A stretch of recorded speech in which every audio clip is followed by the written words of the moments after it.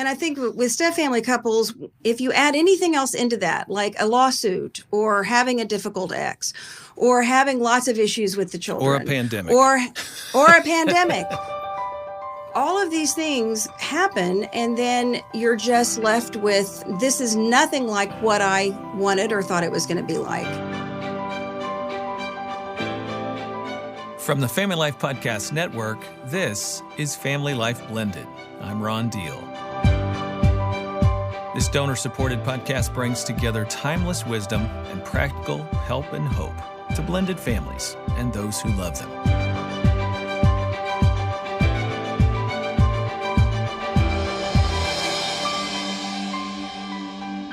You know, whatever you invest yourself in on a regular basis, your habits, not only become commonplace, but they actually shape our decisions and how we view the world. What are the habits, the daily practices of your marriage?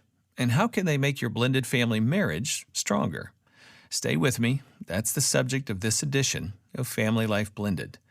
My guests are Mike and Jayna Haney. They live in Houston, Texas, and are a blended family with 4 children. Mike is an international energy executive and coach to divorced men, husbands, and fathers.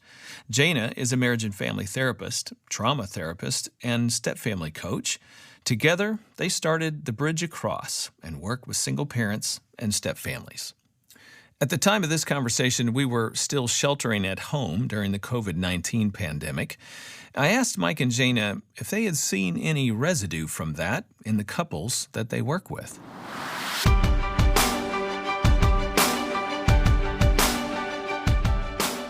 Well, I think it's really, really difficult. I mean, I think couples that are having any sort of issues, those issues get magnified, those issues get intensified, and so the struggles get bigger. Yeah. And I know some of the couples that I was working with before the pandemic, some of those couples have separated. Some of those couples feel like it means that they're not supposed to be together. And what I just have told them is that's not true.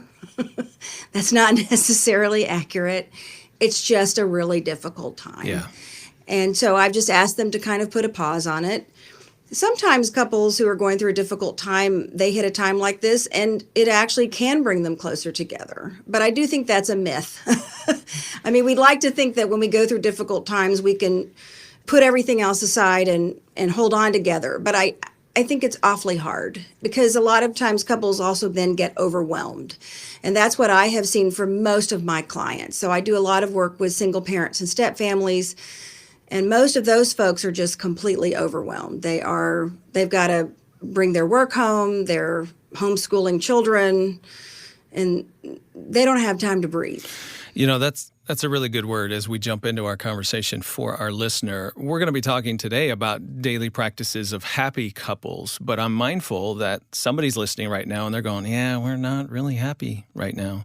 And so putting a pause on it, as you said, I think is a good word. Just invite our listener right now to sit back, to just hear this, to take it in. And you may be thinking, boy, I just wish we could implement that idea in our marriage today. And maybe you can't, but maybe there's a pause here, and there's going to be a time and a place when you can come back and implement some of these ideas. For other people that are listening, you're going, yeah, boy, that's a little kickstart that we need to get us, just bump our direction in a different way, in a better way.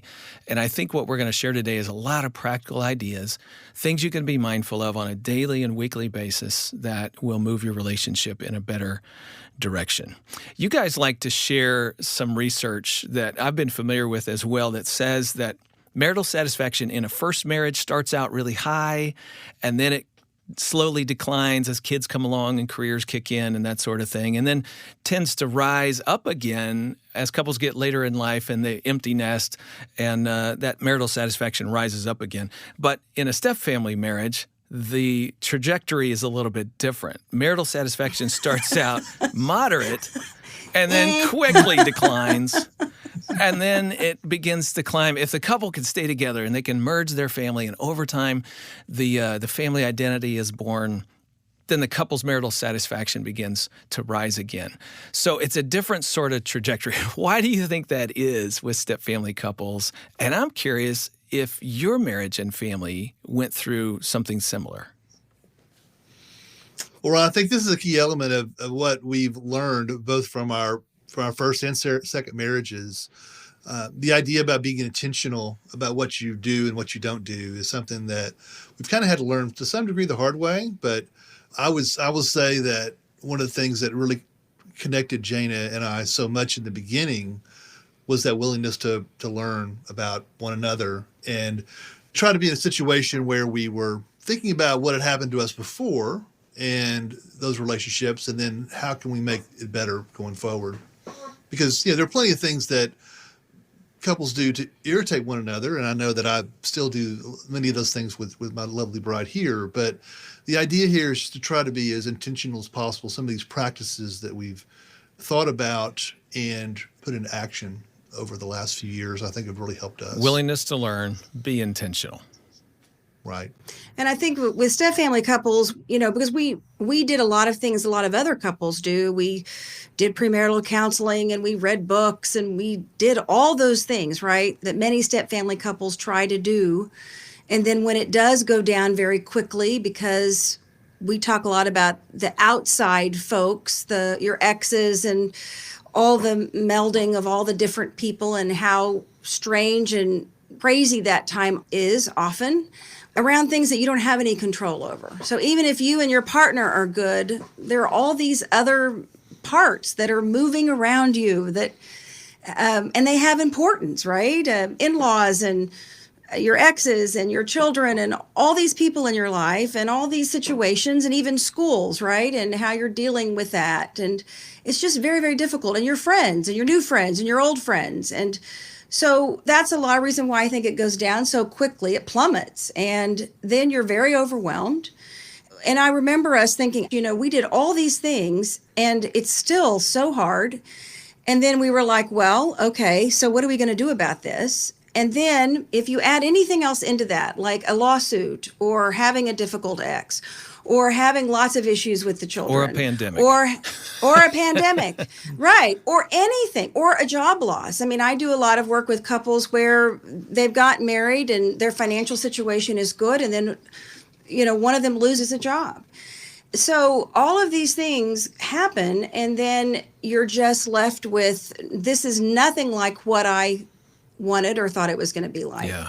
I mean, our joke was a year into our marriage, honey, when we said, for better, for worse, for richer, for poor, in sickness and in health, really, do we have to do all of that in the first year? Right? Well, I'm getting a word picture as you're talking, and it's this swirling windstorm that's going on around you while you're trying to be husband and wife, while you're trying to figure out your usness and how to love one another. But then you got this storm going on around you of just different dynamics. Key word you said there that you can't control. You mean our listener can't control everything going on? Is that what you're telling us right now? Right. They need to own that, right?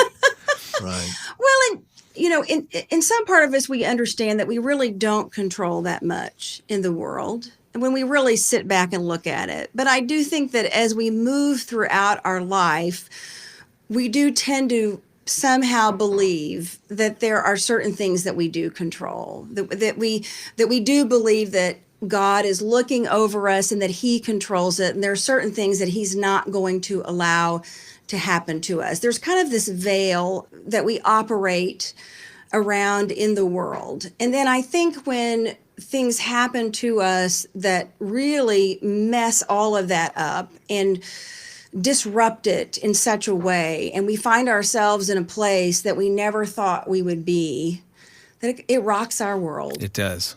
And people in our lives who have never been in that position cannot understand that. Right, right. And so that's when we are talking to our parent or a friend, and they're like, well, you just need to get over that, or you just need to get yourself together. No, you don't understand the whirlwind. You don't know the That's whirlwind right. I'm living in. And I've always said, when other people look at my life and say, well, here's what you need to do, Ron, I've always said, yeah, it's easy because it's not your life. It's not your life. It's always easier from the outside.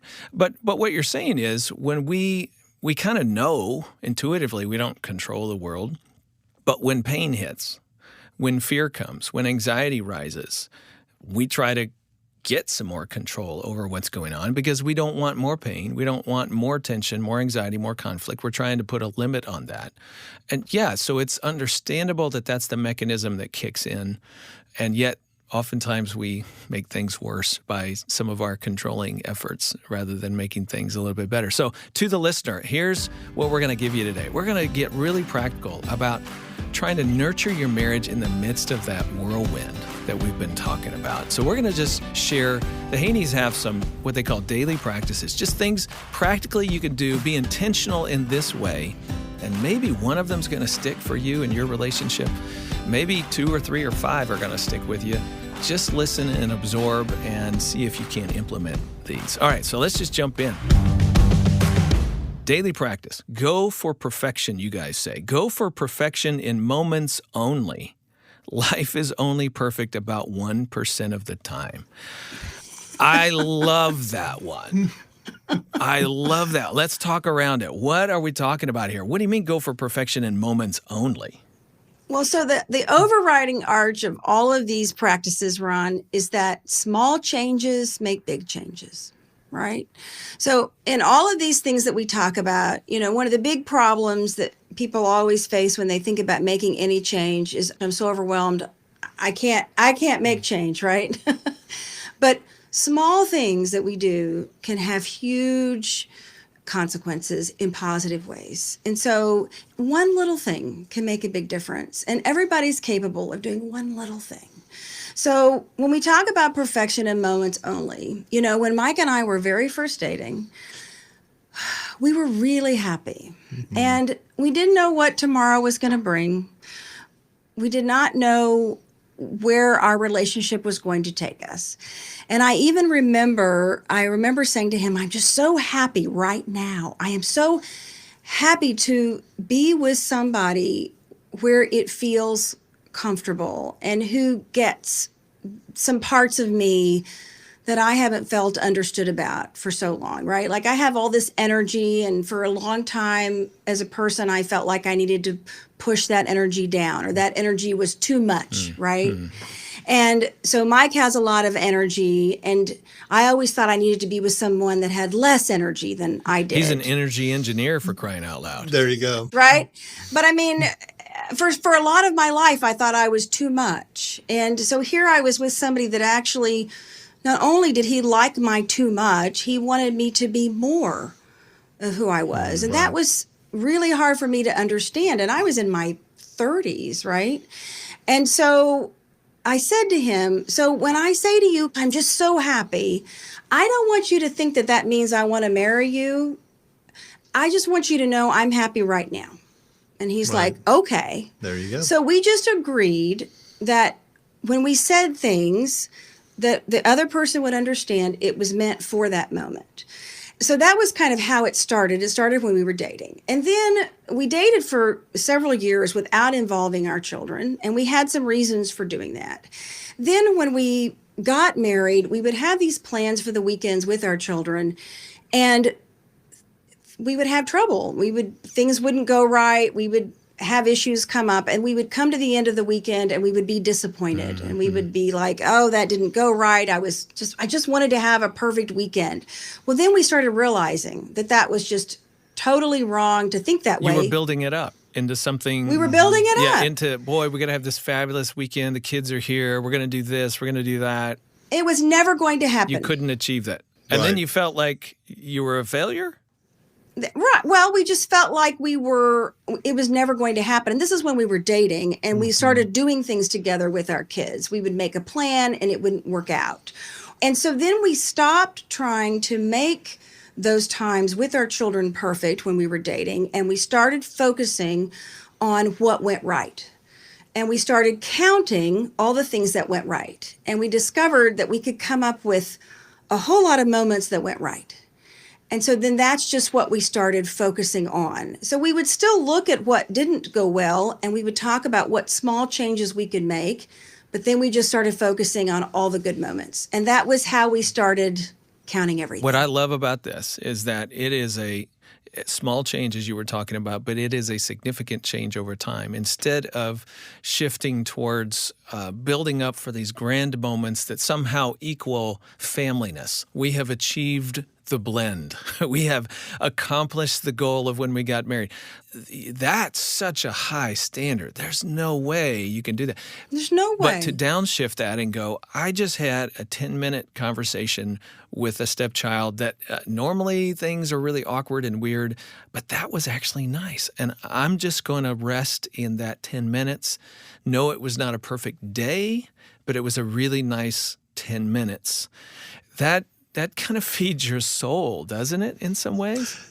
It really does, especially in the beginning when it feels like things are so fraught, right? You're bringing the families together, you're bringing the children together. And, again, we were fortunate in many ways. Our children were roughly the same ages and they were relatively young. But still, it was, there was a lot of moments there where we were, at least I know, I was anxious about what we would be doing as all together. Would everyone get along? Would it all work out? Would I say something that I shouldn't have? And of course, those are the things that always are worrying to me. And again, I made plenty of mistakes during that time. And one of the things that Jayna and I really try to do is learn from that. And where I think that I'm really grateful for our relationship with one another is that we've done this intentional learning about what's gone well, what hasn't, and these moments or what we like to go back to. Oh, remember that moment we did that? That really was nice. And then, when we got married, we didn't try to have a perfect wedding day.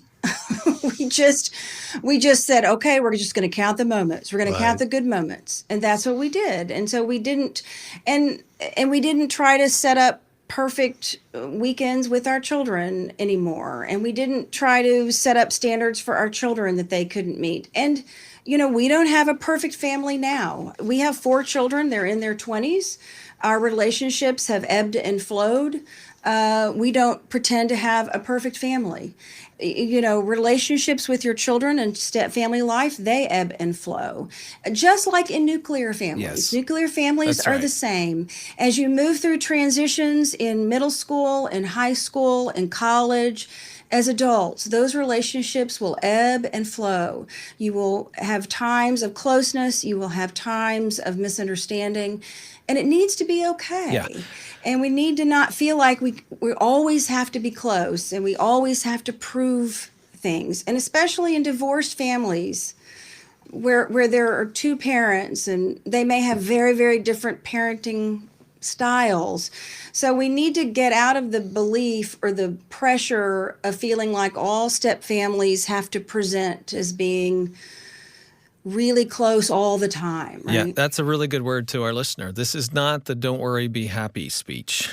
Just ignore all the things that you're struggling with. That's not what this is. This is just be willing to notice the moments that are going well and take that in. Don't have your standards so high that you can't enjoy those moments, because at that point, then there's not much feeding your sense that we can do this. And I think that's so important. Okay, daily practice number 2.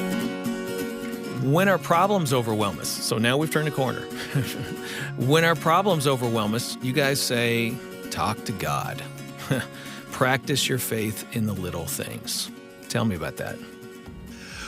Well, I mean, in our case, everyone's faith walk is different. And in my case, I was not nearly as strong in that area as Jayna is and was.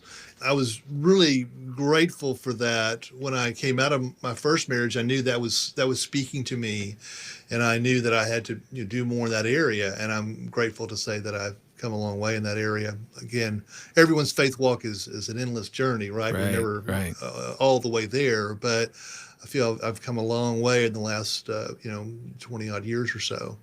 But I think that one of the things that I knew that Jayna was a great fit for me was that she was very much attuned in this area. And I found a real way to speak to her about these things very early in our relationship that really helped a lot. So,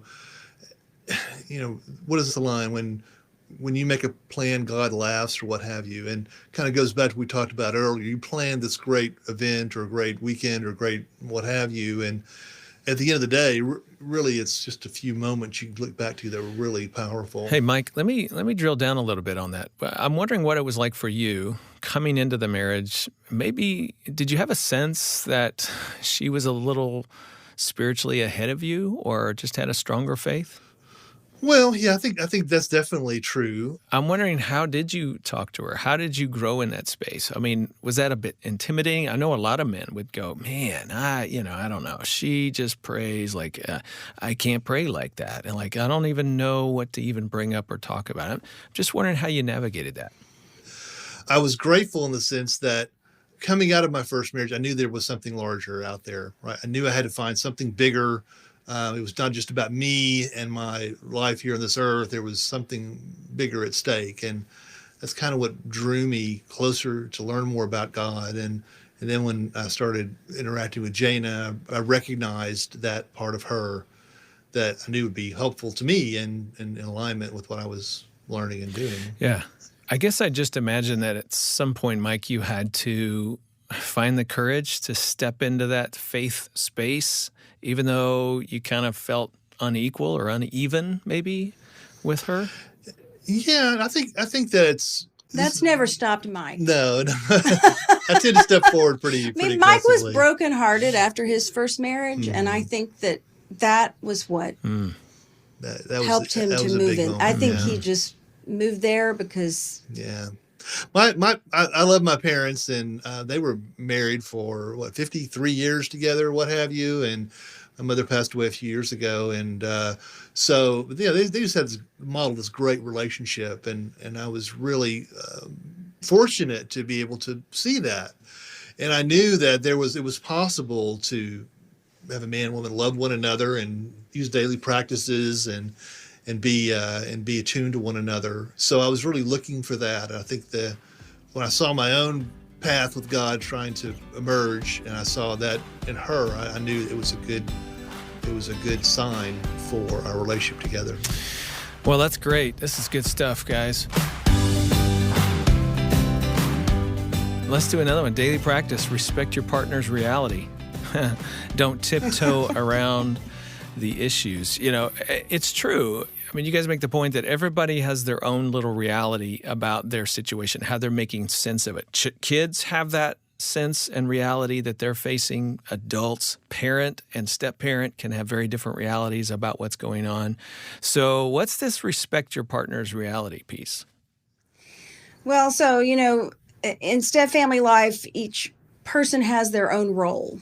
And with that role comes certain feelings, right? So the biological parent has certain feelings. They feel torn between their child or their children and their partner, right? They love their new partner. They want to have that relationship work. They love their child. They want to be able to continue that relationship. They feel responsible to their child.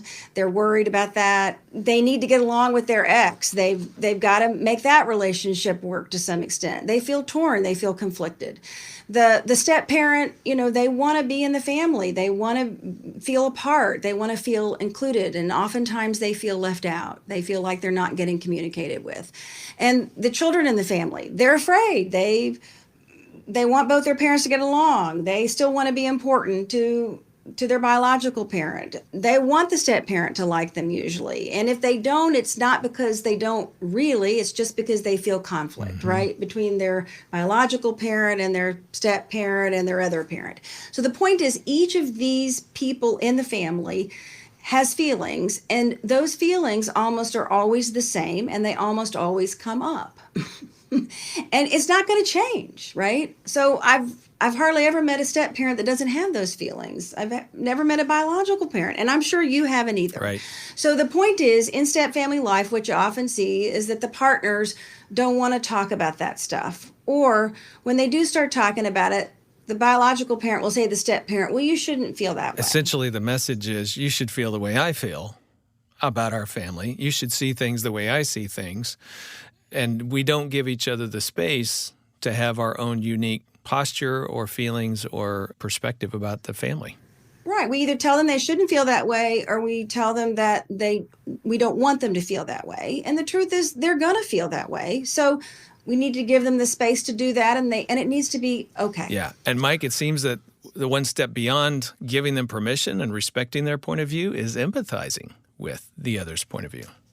It is. I remember early in our marriage, I was speaking to one of Jayna's daughters, and for some reason, I just sort of realized that, of course, it wasn't just me. She had a biological father who was very important to her and still is, and I definitely respect that role. And it was almost a situation of, okay, well, your dad is very important to you, and I'm not trying to be your dad. I'm trying to be an active and hopefully positive and influence in your life, and I'd like to try to do as much as I can to make that relationship strong, but I'm not trying to replace anyone else.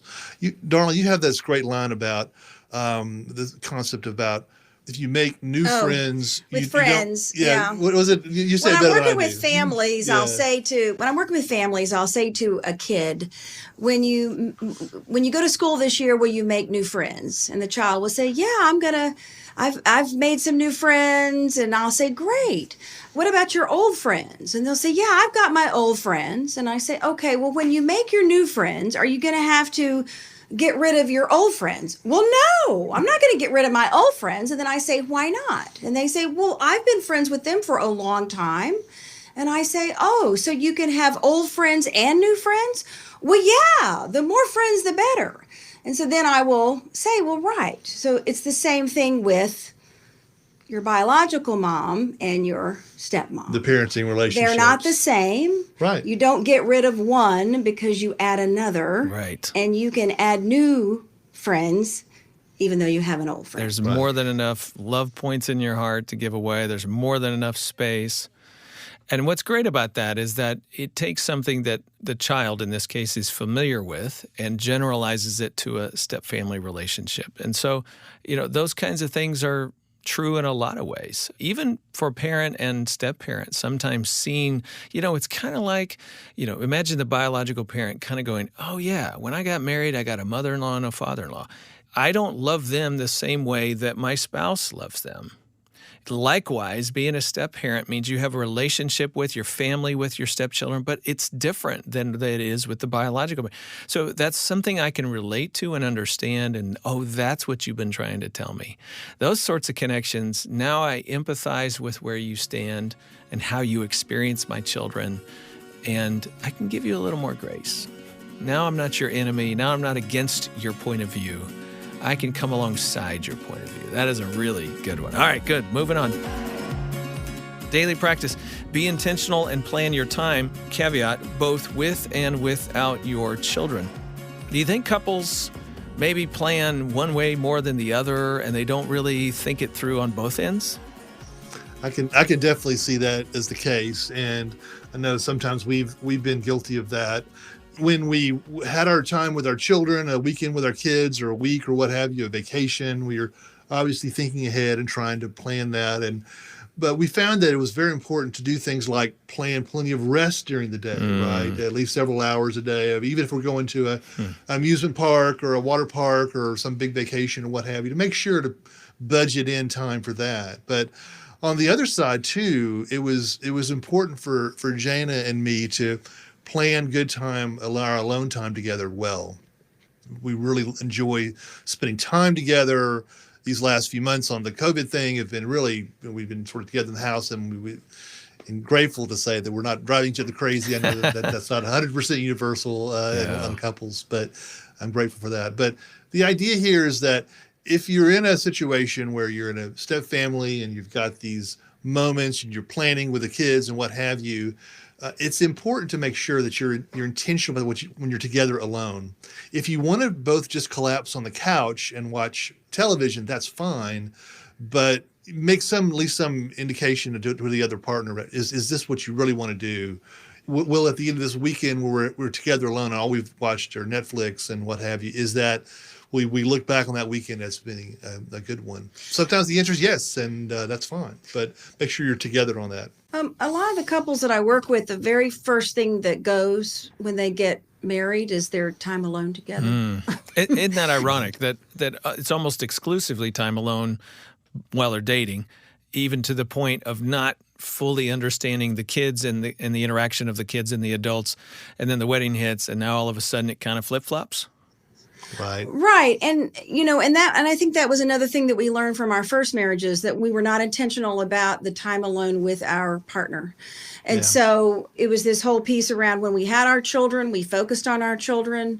We did kid activities. We did not go out on dates. We enjoyed that time with our children, and we planned it. And so, every week or every 2 weeks, we would sit down with our calendars. We would go over everything. And this is also the way that you integrate the step parent in, right? So everybody's on the same page. And it's hard to be organized and structured when you're overwhelmed, but taking that time to do it is important. And it's a skill, it's a muscle. It's like you start with 1 pound weights, then you go to 2 pound weights, and you go to 5 pound weights. So if it doesn't come easy to you, you start somewhere. But if you've not ever been organized before, start with the calendar. Both of you do it, even if it kills you. Start with 10 minutes. But, we had our weekends together with the children fairly organized. We kind of had some structure to it. And we would have bedtimes, right? Put our kids to bed. So we'd have alone time together in the evening. We kind of knew what the framework of the weekend was going to be together. And then the same thing, though, when we did not have children. And if you have children 24/7, I want to drill down to that right there. I want to drill down to that because I know we've got somebody listening right now that they are lucky enough, blessed enough, graced enough that they have natural compartmentalized time. The kids go to the other home or homes on the weekend or every other weekend, and you have a weekend to yourself as a couple. You kind of have this natural focus on one another.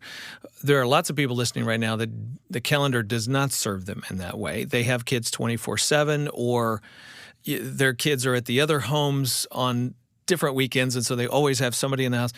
All right, how do you drill down and find couple time when it's your weekend with the children and you want that to be the best and the most it can be, but yet you really feel divided? Like for non-custodial parents in particular, like, man, I got 2.5 days. That's it. My kids go back to the other home. And you want to go on a date and spend half, that whole evening. I want to be with my children. That's a real conflict for some couples. And they don't have a natural compartmentalized time to date. Should they still date?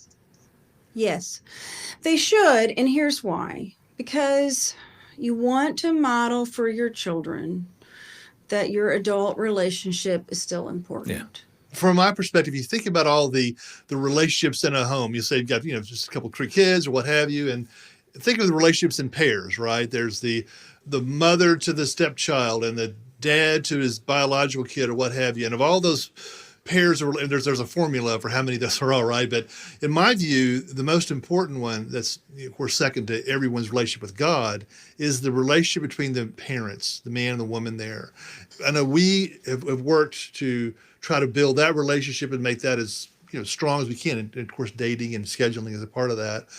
The line that I've heard is that, what's the word? The children are profoundly deaf, but they have perfect vision, right? If they can observe the parents working together and making time for the relationship with one another, they can see how important that is. And a lot of the other relationships within the family will flow from that. And the other thing that at least I've focused on is trying to make sure that we can model for our children what a good, healthy relationship looks like, so that hopefully in the future, when the children want to have their own relationships, marriages, and so forth, they've at least had that opportunity to see something like that in action. And I would also say that it's really only when the children are young. As the children get older, once they hit 11, 12, they're going to be naturally going to friends' houses and going out and doing other things on their own independently. So it's really only when the children are in those kind of early elementary age years that you're going to maybe have to get a sitter, or they're going to be at friends' houses. There are lots of ways to do it painlessly. It doesn't have to be this big production of, I'm going to get a sitter and go out with your step parent. And it doesn't have to be an all-day affair, but dinner and a show, 6 p.m. to midnight. And you don't have to do it every weekend. It can be twice a month, but at least twice a month. I think it's important to go out and have date night. Yeah, this whole principle is not tied up in a dollar amount or even the amount of time. It is about showing priority to one another, honoring one another, investing in each other, and modeling that for your kids. And mind that for your children. And it's not this is more important than you are. This is as important in a different way. And then the other thing is they also need to, a couple of times a year, go on a weekend trip. And almost always you can plan that around some sort of summer schedule when the child maybe goes to grandparents' house, or maybe once again, there's a way to plan that. So it's something the child's looking forward to as well. This next daily practice, we've kind of already started talking around. It's create structure and routines.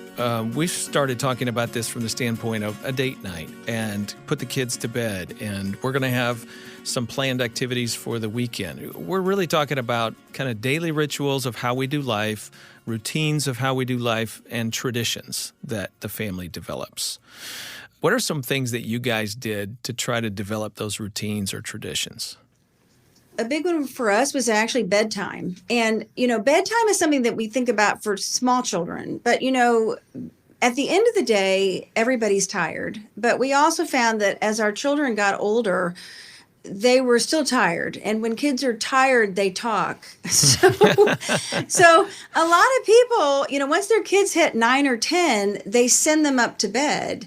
And what we found was that when our children were with us, we would still go up and talk to them at the end of the evening. And so even when our kids were 12, 13, 14, 15, 16, 17, 18, we would still make a point of going up into their room and just checking in with them at night and talking with them. And that those were wonderful. Mm-hmm. Those were wonderful conversations. And oftentimes the time when our children would talk to us about things that they didn't have time to during the day. That is strategic. It worked for you and your kids. And so don't just necessarily turn off parenting, but find a little extra gas in the tank for at the end of the day.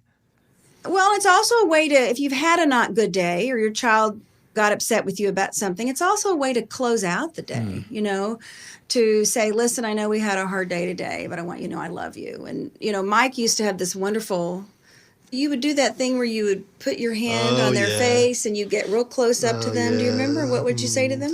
Just you're very sweet. I love you very much. And I'm so proud of you and so glad you're here. And it was just such a sweet moment. It was very intimate and trying to really connect with the child in a way that made them know that I was there for them, that I was loving them. And the most important thing for me was the relationship, right? And so that was very important to me. One of the things we've talked about on this podcast and through our ministry here at FamilyLife Blended many times before is early on in a step family journey, it's really important for biological parents to have those little moments where they reassure their child, you haven't lost all of me.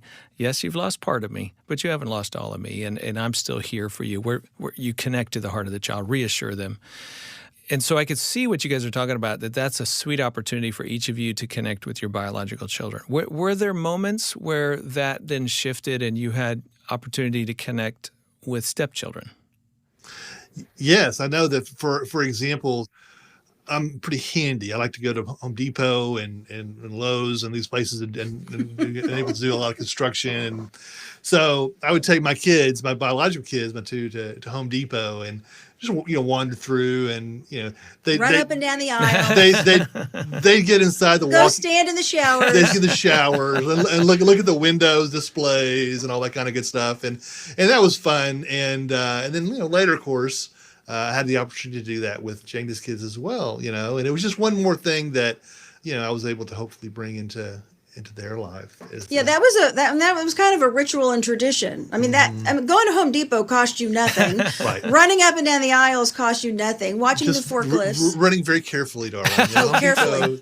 Is dangerous. Especially in the aisle with the nails and the hammers. Exactly right, yes. Well, no, but what a beautiful little tradition that's uniquely yours, rooted in who you are as a man and your interests, tag along with Dad, and you found a way to make it fun. Yes, and I think that, again, it doesn't have to be terribly sophisticated. One of the things that we did with the kids. Yeah, obviously. Should I say this? We've got more. We got plenty. Okay. We would go to the monster truck shows.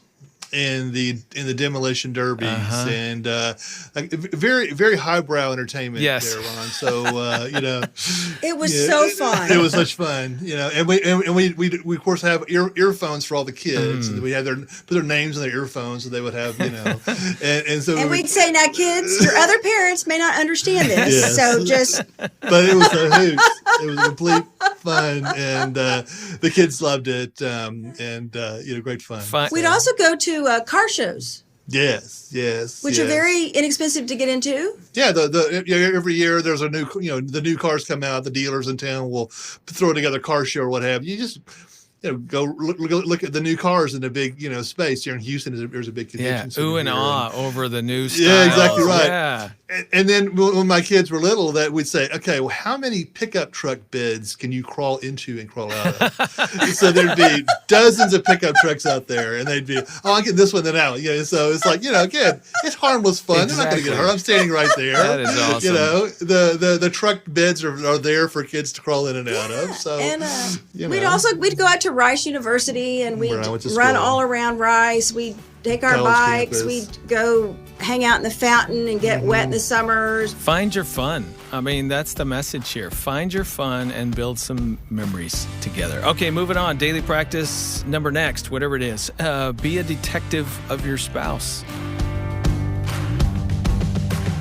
Yes, this is fun because it's so easy for one spouse to look at what the other one does and just sort of poo-poo it or denigrate it or however you want to say it. God made us different for reasons, right? There's so many womanly things about Jayna that I love and manly things about Mia that I think she appreciates. But we are different, right? And one of the things that I have enjoyed doing is trying to find ways to help her be more of what she is, right? And encourage her and the gifts and the differences that she has. She's a woman. She has these great female instincts and just wonderful to watch. And what for me is like being a detective of your spouse means asking questions.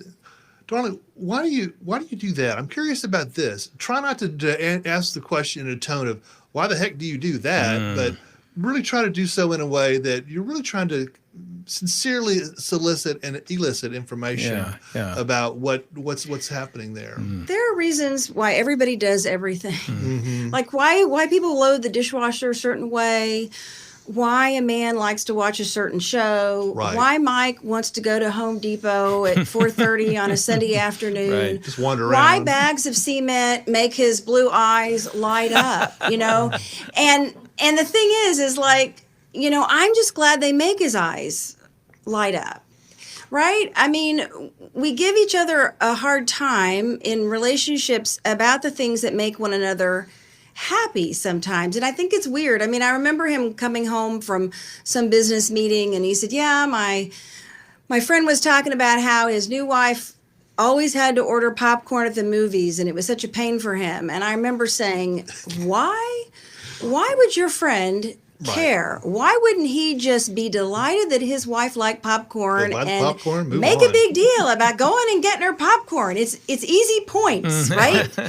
And there are things about our partners that really bug us, but rather than letting them bug us, why don't we just go, okay, that's the way my partner is, and be respectful. Like, it's not all that hard. So unless these things are abusive or unless these things are dangerous or unless these things are difficult, most of the time, these are just different than we are. Some of these things are about being a man and being a woman and how we do things, putting on makeup or whatever. But a lot of these things are just things that provide us comfort or things that we do differently. That question, what is this telling me about him or her, is a great, intriguing question. And it just changes your point of view from, boy, that is irritating, to, what am I learning about this other person?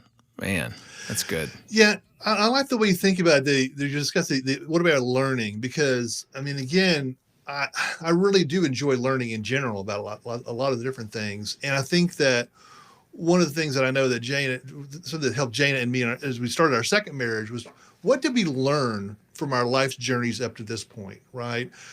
Because I feel like so many people will go into a second marriage or what have you with just, okay, well, this is what it is. I'm going to do the same thing I did before, and I married a better person this time. It's all going to work out. yeah, I'm at a different zip code Yes. or whatever it is, and you know, the thing is that unless you learn about your partner and yourself and try to use those learnings in some way in your relationship, you're really not going to go anywhere. I mean, Mike and I were heartbroken when we got divorced. We did. And We were. we just did not want to do it No. the same. Yeah. And that's a good motivation. But what I hear you saying is use that motivation and channel it into learning, into growing, into walking with God and saying, Lord, what do I need to learn from this? What do I take away and how do I move forward? And I think that willingness, well, we've just kind of moved into our next daily practice. Willingness to be wrong Yes. is what you guys say. I think it's rooted in this humility about ourselves. So even coming out of the previous relationship, what do I need to learn about me so I can move into this new? And you carry that humility with you right into the new marriage. Be willing to be wrong and say, I'm sorry. Is it John Kabat-Zahn? Is that how you say it? I'm not sure. Is she the We'll go one with that says, wherever you go, there you are? Yes. And you've taken yourself to this point in time. There you go. Now deal with you. Right. And the thing is, you have to do it with a lot of compassion and grace. Like, if I have a friend and my friend has all these problems, I will say, I am so sorry. You know, it's okay. You've done the best you could. You did the best you could where you were. It's okay, right? But if I am talking to myself about the things I've done, I will be so hard on myself. I will kick myself. I will feel guilty. I will feel horrible, right? We are so much more gracious and loving and compassionate with other people than generally we are ourselves. So I do think that part of the being willing to be wrong is also having grace and compassion for yourself. And I think that part of being a Christian is understanding that it's okay to do that. Well, there you go. I mean, God is grace and truth. He's the epitome of both of those, and we need the both of those. To shame myself is one thing. To say, well, wait a minute, Ron, you're not such a bad person. Well, you know, I don't have to beat myself up in every way because of my failings or my mistakes, but I do need truth. I do need God's compass to go, now, Ron, here's where you were off. That's an important piece. We have a lot of people walking around the world who just do you, be you, and whoever you is fine, and that is your truth. Well, that's not true. No, there is an objective truth that comes from God. He is the one who tells us where true north is. And so without the truth, we don't get any perspective about the grace that we give ourselves. We're not really able to grow into what is true about us and about relationships. And no, I think this is great. We need both of those things. Right. Right. You have to have both, and then you have to honor where you've been. You have to honor the mistakes that you made, and you have to honor the truth that you come to so that you can move forward. Because the honoring of all of these pieces is part of how you move forward. We got 2 more suggestions. One of them has to do with sex. Be open to having sex regularly and often, you say. Why is that? Because it's just hard to be mad at somebody if you have sex regularly and often. I mean, when you are together and when you are open to connecting with that person and being with that person on that level. It softens your heart, doesn't it? It really softens does. your heart. It makes you not want to fight. It helps you to see past what's happening and know that their intention is positive. It also highlights the differences between us, right? And and how I can be strong and tough, and she can be soft and sweet and what have you. And I'm not trying to make her be harder, and she's trying to make me be softer in a sense in that regard. And it just got just one more physical manifestation of that in a sense. And I think that what it means to me is just one more level of good connection with your spouse, right? And in many ways, I think that the relationship that I have with Jayna, and I think I would encourage many men to have this with their own spouses is that the more you love your spouse, it's like a mirror, just to a large degree. The more you love, the more love you'll get back, and you'll try to make that connection stronger in so many different ways. And to me, the intimacy is a big part of that, and it's really something that's important to us. And I think that if you can find a way to make that mirroring more regular, it's like a virtuous cycle, right? The more love I give her, the more love she gives back to me, and soon we're in a place where I couldn't imagine having been, as far as happiness and satisfaction with my marriage and my relationship with my lovely wife. And that's something that's really kept us going, I know, these last couple of decades for sure. And it's just one very specific area that's, of course, we have privacy, fidelity, and time that we can use. And it's just the most wonderful way that we can use that is having that great intimate relationship. Yeah, it's so important to a relationship. It feeds the relationship in some very unique ways. And then when sex is absent, it really drains from the relationship. It really steals that sense of togetherness and, as you said, fidelity. And you're not celebrating your usness in the same way anymore. As you were talking, I had a thought. I've heard a lot of people say, sex is a barometer of your relationship. If your relationship outside the bedroom is not going well, sex inside the bedroom tends to reflect that. Well, I've also found a different dynamic at play with a lot of couples that I've worked with through the years is outside the bedroom, they're fighting, not getting along, they don't like each other, but they have good sex. And often when I chase that, what I find is inside the bedroom, they approach one another with surrender, with sacrifice. I'm not here to get pleasure out of you. I'm here to share pleasure with you, to serve you, to connect with you. And that attitude they need to learn how to take outside the bedroom. There's a resilience that they have inside their sexual life that they don't have outside. And when they bring surrender outside the bedroom, when they bring sacrifice, it's not about me. It's not about my happiness. It's about how I serve us and you and celebrate you before the Lord. All of a sudden, they're making love outside the bedroom, just like they were making love inside the bedroom. That adds to the sweetness of their relationship. It really does, and I keep going back to the analogy of the mirror, and I love to look at Jayna, and I think she's very beautiful. And the more that I look at her beauty, the more beautiful I think she is, and of course, then the more beautiful she becomes to me. And it's as I said, a very much a virtuous cycle, and sex is a part of that.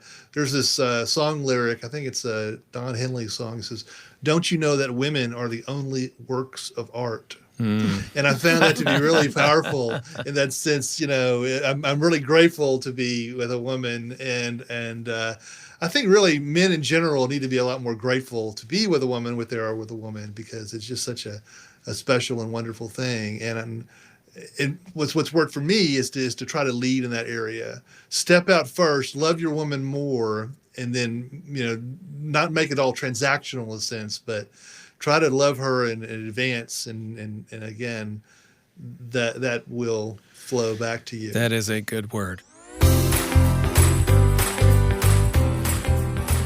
We got one more, and we're really turning a corner now, talking about former spouses. Daily practice, weekly practice. Limit your discussions about your former spouses when you're alone together as a couple.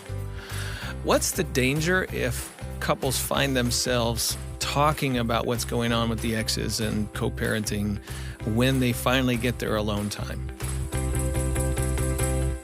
Well, we've all been to the sort of gathering of a few couples get together for dinner or someplace or what have you. And at some point in the evening, it seems like the women go off in one area and the men go off the other. And it's kind of like there's all these bashing of the other sex going on, and I think that's what another part that can carry over into the conversations that a second married couple can have, right? Oh, it's not only the fact that my ex is doing all these nasty things, but it's because he's a man or a woman or whatever it is. And just to try to find those differences, it's an important one. Yeah, so you're saying as a husband and wife, you can start commiserating about your former spouse, and it's just this pseudo connection where you're just bashing that other person. They're an easy target. But it's a dead end. It's not a positive place to go, at least in my view. And I think that there may be moments when you will need to talk about these things. You're planning the summer schedule, or there's some sort of family court issue, or there's some other issue that's going on that's pretty important that you will need to talk to your spouse about your exes or what have you. But we try to ring fence that as best you can. We're going to talk about this for half an hour, and we're going to move on, right? So the deal with exes is that all of this is a slippery slope. When you're alone together, it's part of that ritual tradition piece. And talking about your exes when you're alone together ends up being a time suck. It's just too easy to start talking about it and have it become a fight or have it become a larger discussion. And a lot of the couples that I work with have family lawsuits and things like that. And when you end up being in family court, and Mike ended up being in family court a couple of times, it'll take over your whole life. And we had to get very careful, very quickly, or that was going to just take over everything. How did you do that practically? Mike just said put time limits on it, put some boundaries around it. 30 minutes or 5 minutes or 10 minutes, we would just say, okay, we're going to twice a week, we're going to talk about this for 20 minutes, and that's it. Because what'll happen is you'll just talk about it every evening, and it'll start to blur together. It'll start to push out the quality time you want to have with your spouse. Oh, that's a good word. Yeah. And I think that to me was a real, as Jayna said, a slippery slope we seem to be heading down. And it's just too easy for it to happen. And sometimes one of the partners will be like, no, I want to keep talking. And you just got to say, no, we're just going to go on. We're going to have a lovely dinner. We're going to move forward. And you just have to make the agreement, because otherwise you'll spend the whole evening on that. Last question. So we've got somebody listening right now, and they are in the throes of kids and chasing them around and doing life, and teenagers with their own agendas and schedules and activities. And you guys have made it to empty nest. What word of hope? If you guys could see Jayna right now, she's lifting her hands in celebration. Triumph, yes. What word of hope would you offer to somebody in that situation?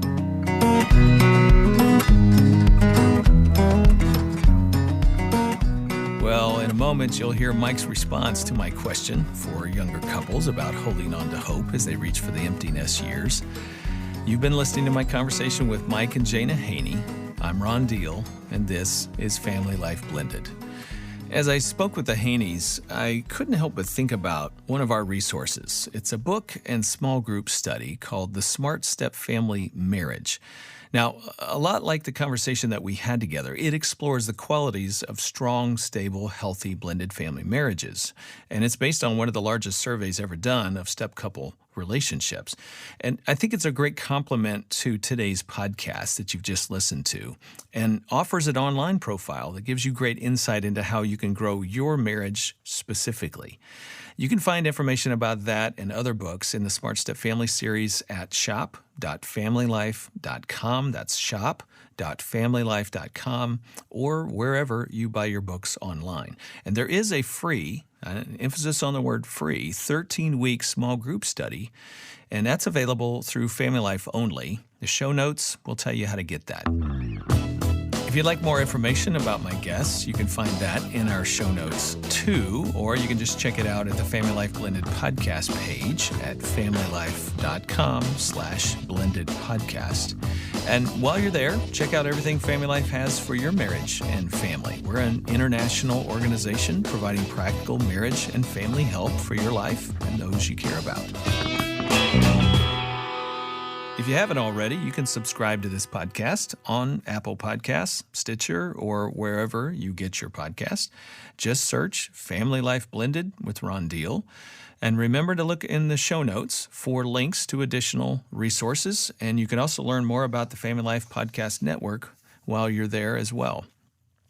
Hey, we love your feedback. So if you don't mind, take a minute, Write us a quick review and rate the program, and then share this with a friend. Speaking of impacting others, your marriage can be on mission. Maybe you haven't thought of it that way, but we think it can be on mission. Each fall, we put on the Summit on Step Family Ministry. It's an equipping conference that helps lay leaders, couples, individuals, pastors alike understand more about step family living and what you can do and what your church can do to impact others. We'd love to have you join us October 1 and 2, 2020, for our next conference event. It's a live stream event this year, so you don't have to travel. Just stay home and stay safe. You can learn all about that in the show notes as well. Family Life Blended is the leading resource for step families around the world. We have the largest collection of articles and videos, books, podcasts, and resources for families, including my Smart Step Family series of books and curriculum. Again, go to the show notes and you can learn how you can find out more about us and about those resources. Now, before we're done, a final word to couples with children still at home about holding on for the empty nest years. We did the best we could with the information that we had at the time, right? We made the best decisions that we could. I know we made mistakes. We could look back and say, well, we did the best we could. We learned as much as we could about the process of raising children, and we've taught them as much as we have, right? And we hope that they will take those lessons and move on into their futures. And of course, we'll be their balcony people cheering them on as they go through life as well. But we know it's hard. I can definitely remember those times being so stressed and tired and frustrated and what have you. There's a country western song though that says, "You're going to miss this," and there's I won't. You're going to miss. You're going to I can hear somebody saying, "No, I won't." No. And that's okay too.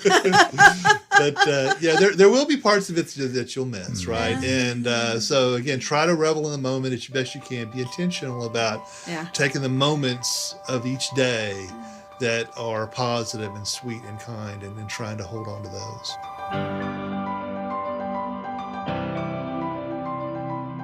Next time, we'll hear from my friends, longtime stepfamily educators Gordon and Carrie Taylor, about the unique complexities of grandparenting in blended families. The whole family got together, including her ex, and one of her grandchildren came up to her and said, "Grandma, Grandma, I want you to meet one of my grandparents." And she took her over and introduced her to her ex-husband. That's Gordon and Carrie Taylor next time on Family Life Blended. I'm Ron Deal. Thanks for listening. Thanks to our Family Life Legacy partners for making this podcast possible. To help us produce this podcast and other resources, you can join them in making a tax-deductible donation specifically for Family Life Blended by just going to familylife.com/blendedpodcast or call us at 800-FL-TODAY and tell them your gift is for Family Life Blended.